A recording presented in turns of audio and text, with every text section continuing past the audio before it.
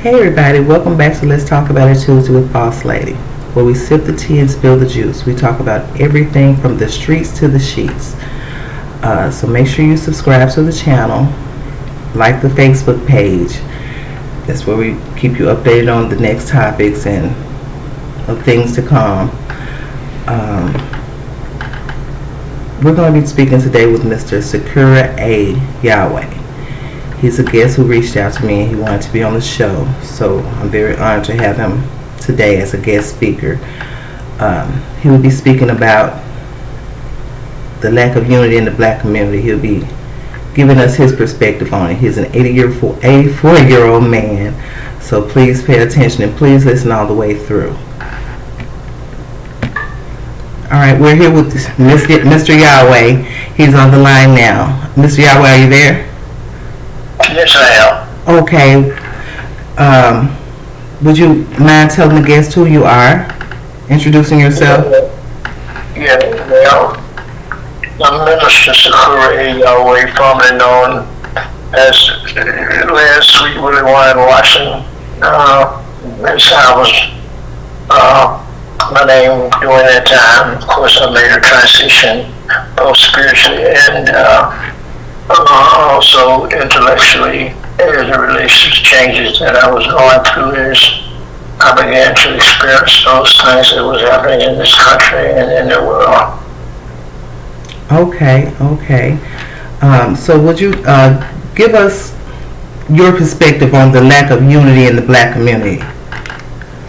Well, the lack of unity in the black community is nothing but a reflection of what is going on as it relates to this country and world at this particular time. And what is happening to African Americans is nothing but a part of that process. If you're talking about the whole United States of America no longer being America, well, you know it's going to have an effect upon African American people, and so African American people is part of that problem that is upon this country and moving across the world at this moment. It's called the New World Order. If you remember, George Bush said back during a few years ago, he says now time for the New World Order, and the bombing went off in terms of the Trade Center and all of that, so the Pentagon, and so the war actually started at that particular time. And of course it's been moving ever since, and it's escalating. And is getting down to the second phase of the Civil War, which is now in motion, and you're going to see it manifest itself as well. The two factors in the Civil War, of course, factors that you can identify would possibly be Trump and also the Biden, the president. Those are the two factors. And of course, the Civil War, as it relates to those factors, is now in the process of unfolding. No longer will you have a constitutional republic of the people, by the people, and for the people, but you have a socialist, Marxist, passive, Lenin, communist, New World Order, and that's what you is looking at coming into existence. America will no longer be America as you know it, and you can see the change already taking place. You can look at Memphis, where is Memphis located at this point in the process, and Memphis is, we know, is the major city in the process of the change as it relates to the area from Canada through Memphis into Mexico. That's the new change. Memphis is a basic city in the New World Order, and that's what you're looking at. That's what you're looking at, total change. From the education standpoint, it's been for some time now, our children are being educated under socialism, Marxism in the school system. and they are being separated from the parents. The parents can't do anything but feed, clothe, and shelter. They can't teach them anymore. And they are being trained against in socialism and fascism, Marxism, communism. That's what they've been trained in. That is the New World Order. So we're looking at it beginning to manifest itself. Of course, the breakup of the family. You're looking at the breakup of a country, and we're just a fraction of that whole breakup. Yeah, it's as I said before, it's called the New World Order. And George Bush told you, he said it's time for the New World Order. And of course, you saw the bombing of it, and all of those things went on at that time. Pentagon, the war was put in motion, and now you're looking at the manifestation of it, and there's nothing else to offset it. You're going to, as I say, you're going to see the Civil War escalating, food shortages, all of that, the One World Order, New World Order. The North American Union, of course, comes from Canada through America, to Memphis into Mexico, and the people that are coming in from Mexico is all part of one area now. You know, you're seeing all of that being manifested. And of course, you're going to see a reduction in the population is going to increase. You see how young people, they have been programmed to shoot and kill. They've been programmed to do that. The first thing that happens is you break up families, and so that's what is happening. Families are being broken up. There's nothing you can teach your children because they're being trained totally different. And what you have taught them, what we have traditionally been teaching, that no longer exists. That's not the priority anymore. That's the old system. We're living under the beginning of a new system, and it's manifesting more and more each day as we move along. As I said before, one should be long before the physical manifestation of the Civil War, fighting in the cities and etc. As I listen to the radio on the stations, I see that WREC and a lot of the other stations are selling machine guns and Gatling guns, so they are preparing. And also there's food shortages, and what's going to end up being is a one world government. One government will control the world. It's called the New World Order. That's the final objective. That's the Civil War. And everything is moving in the direction of making it become a reality. That's what we headed this morning. Wow. Yeah. You know, there's so many things that's been going on. I've been out here now. Next year will be 55 years, over half a century. Unbothered, unbowed, uncompromised. I've been on the front line. I've been beaten in Forest City and mobbed over there in Forest City in 1969 after the people over there. The Ku Klux Klan broke my arm and a bunch of things, and while I was in the hospital, I told them I will be back, and I did return. And of course, the governor, Huckabee, along with the people, granted me a proclamation which made me an ambassador of Arkansas. Everywhere I went, I was an ambassador of Arkansas.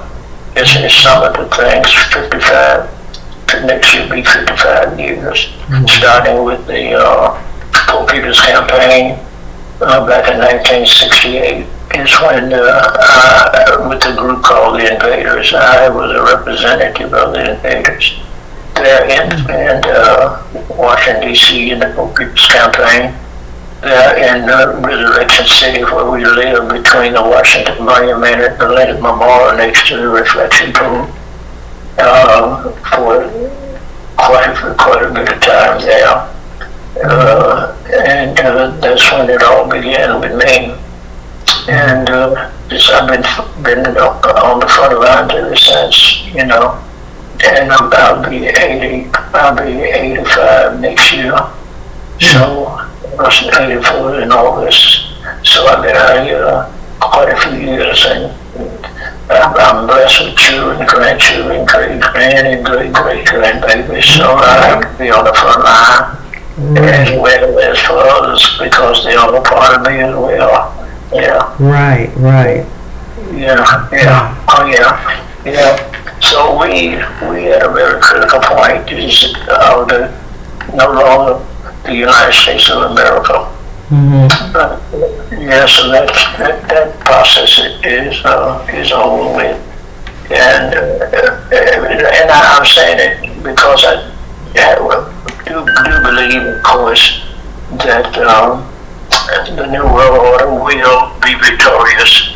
And the reason I'm saying they'll be victorious because you can even go and look into the scriptures and you'll find the prophecies of this already as well. And so, if you see the prophecies and then see the fulfillment already taking place and being manifest, then you know that is part of the true reality of the time that we're facing. So, I just moved to that point of accepting it as a reality that it's going to happen. See? And as I said before, they're selling machine guns on WREC and on the radio station. Openly, telling you to get the value series and sell them for $100. So it ain't no hidden secret no more. Right. That it is going to be a reality. So I tell people, show you some food, and you don't need to eat a whole lot of this food that's out there. Eat it in some type of moderation, because you can look at our health and see that we are suffering from obesity. And the obesity is one form of making sure you won't be able to run. And if you already know they got concentration camps, the whole army camps and everything, there's concentration camps that can hold up to thousands of people. And, so it's all been in place. As I said before, I've been out here on the front line, be 55 years, or I have simply be 55 years next year, uncompromised, with my eyes on what is happening, what is going on, and I've been blowing the trumpet for a long time, of course.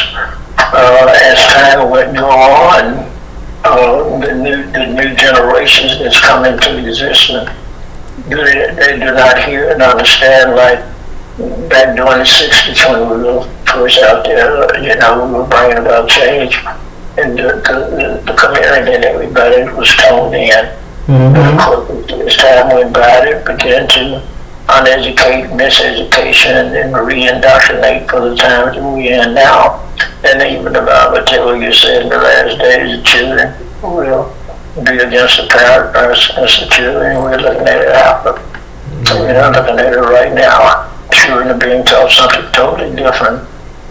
Socialism, Marxism, communism, that's what they're being taught, because that's what they're going to be under. You see what's happening to our poor young ladies and women by women, see what's happening to them. They're being misused, abused, and taken by other people, and etc. So it's all falling apart. Yes. Yeah. So that's what we done. And we were told, Bush told us very clearly, says time for the New World Order. And he was CIA, so he moved from the CIA and to become the president. So automatically I let you know that he is putting that in motion, which he and others have been planning for many years. And as it began to unfold, being out there as long as I have and studying, I spent 24 years to and fro from the United Nations in New York. I started off with the United Nations based on the fact that Brother Malcolm X said, it's time that we go to the United Nations. So I said, well, let me go to the United Nations and start bringing charges against the United States at that point, charging them with genocide and matricide. And as I continued to do that, brought in charges of violations of human rights. I don't know if you can remember Joanne Little, the young black sister who was raped by a person that guard there in jail.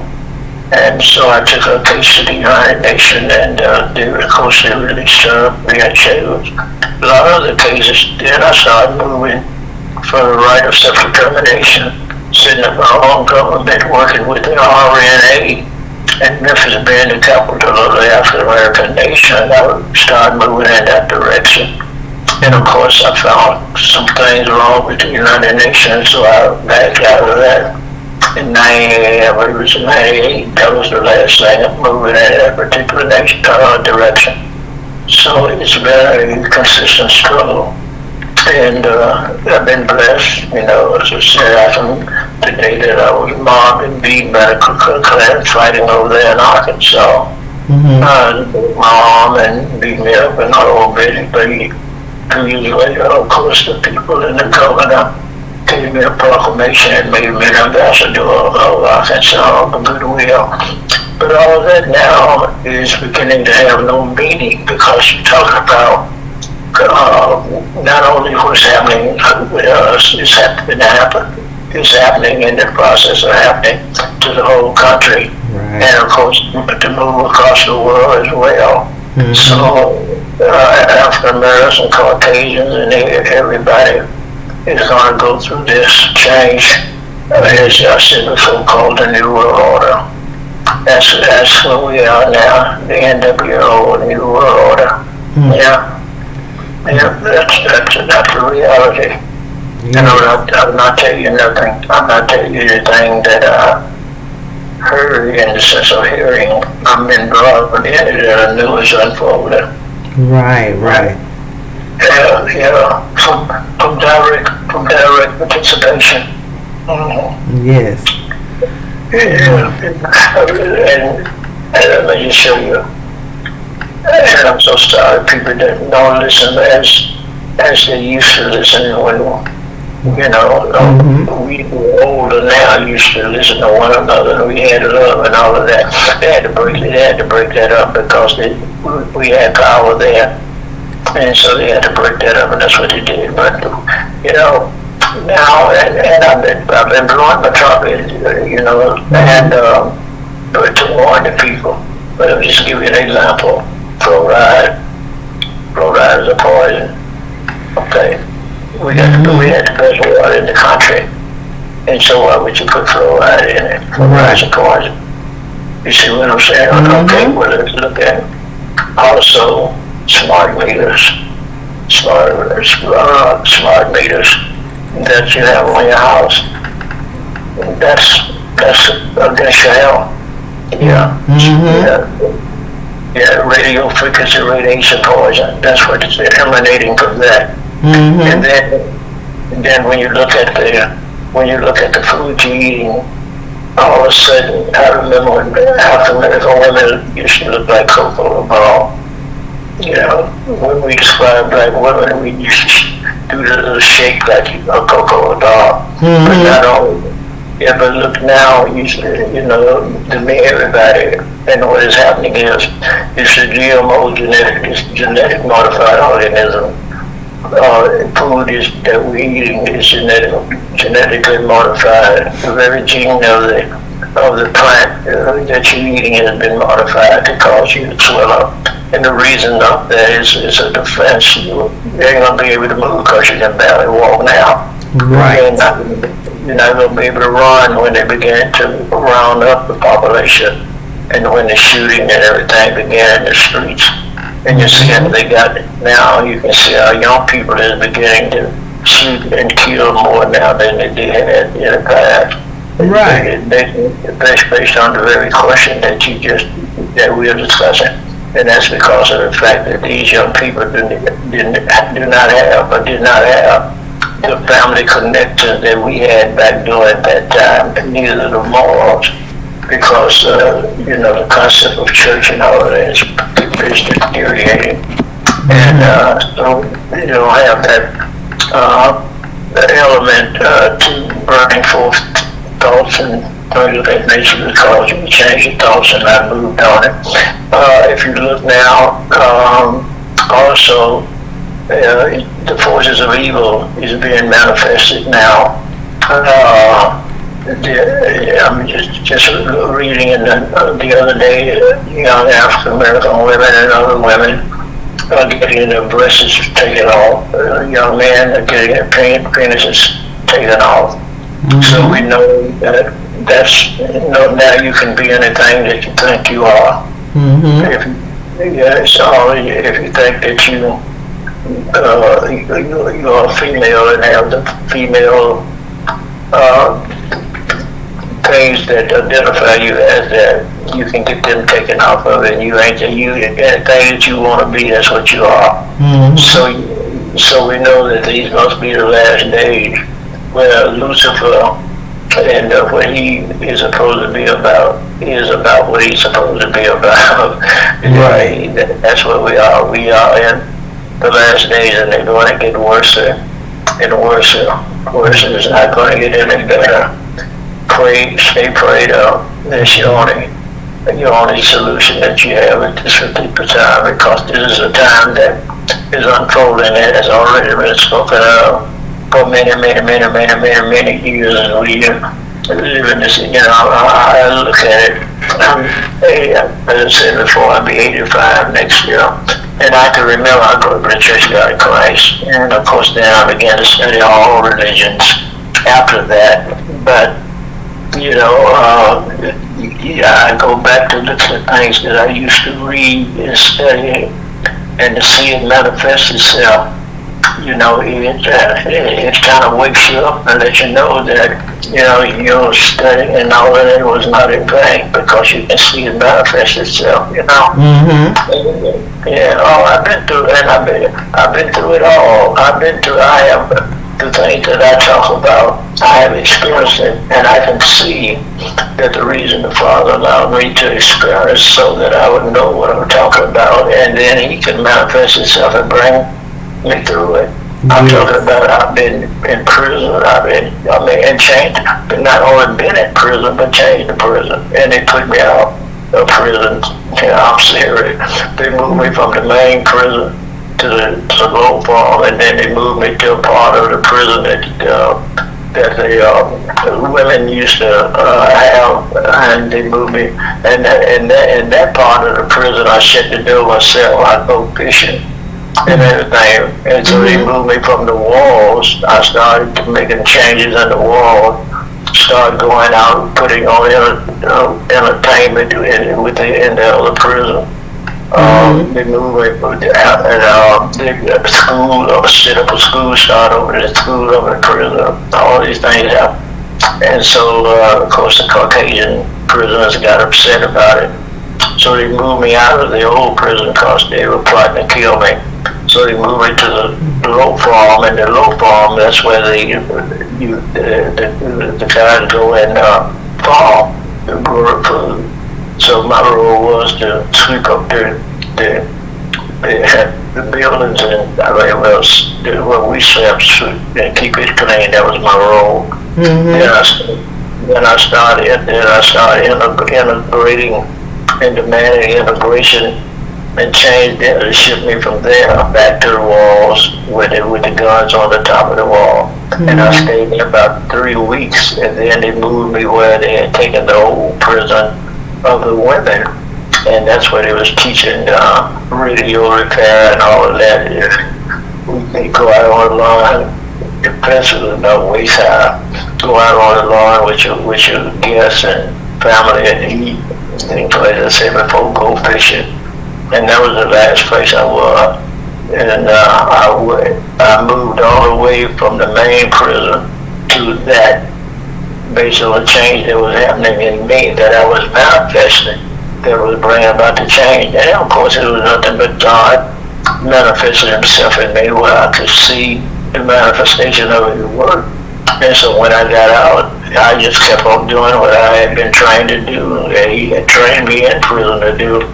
And that's how I was able, with his help, the help of the people, to bring about the change that we got here in Memphis, Arkansas, and many other places that his spirit was manifested through me. You know, when I started here in Memphis, there was only 3 people on the city council. That was Brother Fred David, Brother Nettles, and Brother Patterson. And of course, everything else was going on. I think at that time also that Brother Harrington was superintendent of the schools. I think that was where everything was at that time. And the spirit moved on me, and you know, I got with I guess Sister Maxine Smith and all everybody else began to gravitate around the truth. And so we began to bring about the changes that you see. And I remember sitting up in the OA Grill with Dr. Harrington. We were sitting in the back dining room area talking and about him running for mayor a whole bit. I said, Doctor, you need to run for mayor. And that big Albert, who was a waiter, came back and said, Dr. Harrington said, why don't you run for mayor? Dr. Harrington said, so I'm saying, that's what me and Abdul was sitting up here talking about it now. I said to him, I said, Doc, you done already won. All we got to do is get out and get busy and go ahead and claim it. That's what I told her. And that's what we did. That's what we did. That's how they come into existence. The minute changed it. And then, of course, they invited me to come to Arkansas that next year. And, of course, as I said before, I was beaten and mobbed over there by the Klan. I had been over there for about a month and a half, helping the people over there. And, of course, the Klans and everybody there had been meeting at City Hall. They was upset, of course, you know. And so when it happened, the young man had invited me over. Rockefeller was the governor at that time, and the young man invited me over. Rockefeller had got him to agree to hold up and slow up. I said, well, I can't go along with that. I said, I'm leaving. I'm going back to Memphis. I'm going to Salisbury because at that time things was going on in Salisbury, Tennessee. I said, well, I'm going back to Memphis. I'll go at Salisbury. And so while I was packing, over a period of 3 or 4 days, an older man came to me and said, they want to see you down at City Hall. I said, they want to see me at City Hall. Oh, she saw they down there. They want you to come down there. And I said, no, I'm not going down there. I don't think you want to go back neither. But then I realized he was an older man and they were using him because, you know, to get me to come. Right. So I kept packing. And so about an hour later, a young man come down and said, they done jumped on my brother. I said, well, I didn't know that there was African Americans also had showed up down at City Hall because of the demonstration. And this young man had got beat. Well, that was it. I said, come on, let's go. And so he and I headed for City Hall. When I got down near City Hall and I looked down and all I could see were people. And as I continued to walk to City Hall, I think turning around, I got to keep moving forward. So as I continued to move, they began to open up. They heard to say, here he come.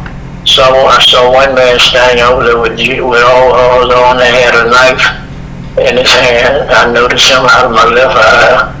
And then there was 2 Caucasians fighting over a branch to beat me with.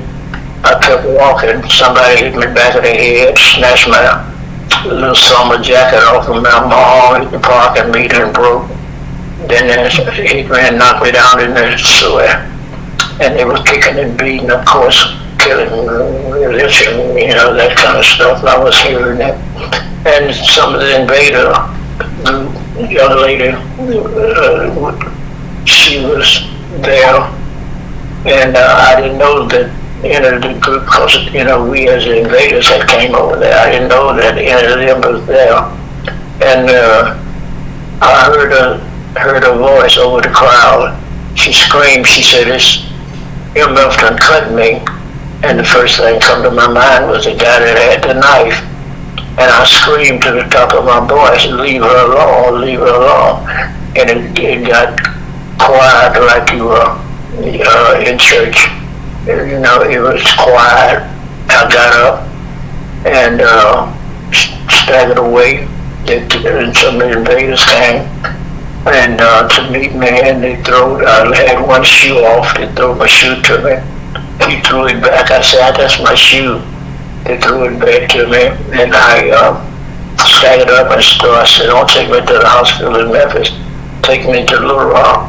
So they took me to Little Rock because I knew they were possibly waiting on me, and I headed that way. Mm-hmm. And so I went over to the hospital in Little Rock and had a press conference, and of course I said that I will be back, and of course I did go back. And when I went back, and I was given a proclamation as an ambassador to rivers in Arkansas everywhere I went. So these kind of experiences, and I have many, many, many experiences, 54 years of it. Big surprises, things that went on, of course, that I watched manifest itself, many things. It was not, and it kept me humble.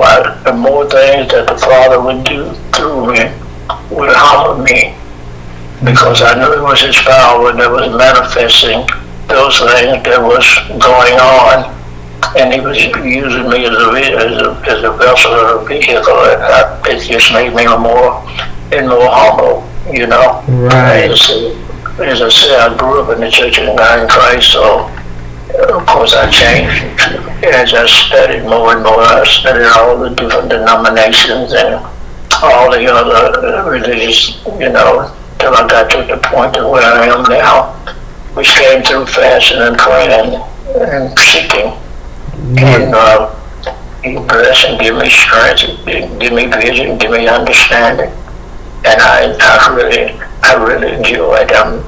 And have great grandchildren, and the average black man may have grandchildren, and I got great grandchildren. You read the Bible, they only talk about 2 generations there. He done gave me 4, so He let me know that He loved and blessed me. Right. You see what I'm saying? To live and go through all of that, then do something that is not being done, and that is to have great grandchildren. So you knew that was going to get me attention, truly. Right. And know His blessing, you know what I mean? Yes. And that brought me through being prison. I got hit by a car once, not 30 feet down the street up on that cab. People come and the man, I was right there.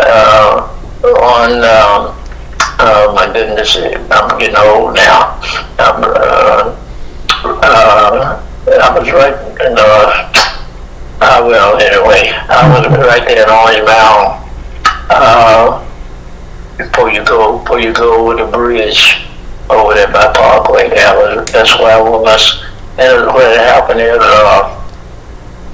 I was coming out of the cafe, Ellis place right there. I was coming out of the cafe, and the cab was blocking the street, where you go up under the expressway there. And what had happened, the car had broke down, so I was directing the traffic so that I went up the bridge a little bit, and so the traffic could go around it. And this Caucasian woman came through, hit me, knocked me back down the street where I was trying to get the cab off the street, knocked me up onto the cab, broke my both legs, and one leg was broken in two places, and the whole bit. And in 3 days, 4 days, I was back in the streets again. And 4 days with casts on my arm, on my legs. It was just that kind of thing that was going on. And I recognized why I got hit by the car, because there was some more things that I was supposed to have been doing I didn't do. And when I realized what it was that I didn't do that I was supposed to do, you know, I wasn't confined. In 4 days I was up with casts on both legs and on my arms. So they just let you know that a lot of times I would go through things that because I wasn't doing what I was supposed to. It's called spanking. He would spank me, you know, and I would love it because I know when it happened, and I'd be laying up in the hospital. It come to me what I didn't do, and it would come to me. And I said, oh, well, let me go out. And sometimes I would call the doctor. I didn't have to tell the doctor everything I want to go. And, you know, they'd be done had me on a critical list in 4 or 5 days. I'd be wanting to get out of there. They would let me up, and I'd be back on the battlefield. Yeah, that's the kind of life I had lived for a long time down there. Mm-hmm. You know? Oh, yeah, wouldn't take nothing for it. Nothing. I really do appreciate you, Mr. Suhkara. This has been very enlightening. I would love to have you back on to continue this conversation and to give us more information about the things that you know, to enlighten us more. Okay, sure. I'll be too glad to do it. Please, we are in those times. Yes, and, we are. Yeah, we're in those times. Yes. And we need to try to get all the information we can, because we're going to have food shortages and everything else started. These are the last days. Yes, and that's what I would love to have you to come back on and speak about the food shortages and how we can preserve food. Okay, well, listen, darling, thank you so much for the opportunity. I really appreciate it, especially in my last days, to be able to get the information out at this time that I've been blessed to know, to see, and to understand. And thank you for the opportunity. Okay, so hopefully I can have you back next Tuesday, if that's possible. Next Tuesday? Yes. Yeah, well, sure, if I'm huffing and puffing. All right then. Thank you again to all of those that will be listening. Bless you. And let's start thinking a little bit more beyond the ordinary, because we're moving into extraordinary times. These are those days. Thank you, darling. Thank you. You have a great day. Thank you. Bless you.